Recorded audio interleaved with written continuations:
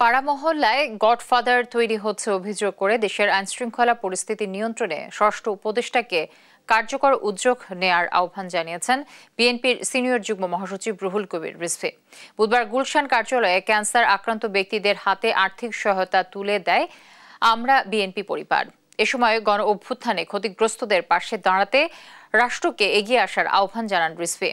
অভিযোগ করেন, দেশে অগ্রযাত্রার যে সংস্কৃতি গড়ে উঠেছিল তাকে পরিকল্পিতভাবে আঘাত করা হচ্ছে। শেখ হাসিনার মুসলিম সংস্কৃতিকে মুছে ফেলার চেষ্টার বিরুদ্ধে সবসময় সোচ্চার ছিল বিএনপি।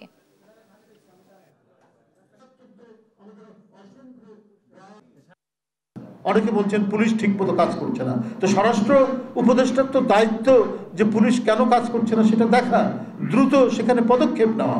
আজকে বিভিন্ন পাড়া মহল্লা মনে হচ্ছে অরক্ষিত, মনে হচ্ছে বিভিন্ন গডফাদার, আমরা শামীম ওসমান গডফাদার শুনতাম, আমরা ওই অ্যানিদের এলাকায় তাহেরে গডফাদার শুনতাম, তো এখন তো পাড়া মহল্লায় গডফাদার তৈরি হয়েছে, যারা মানে দেশের যারা শান্তিতে সুখে ভদ্রলোক সুশীল মানুষ যারা বসবাস করবে তারা আতঙ্কিত হয়ে পড়ছে।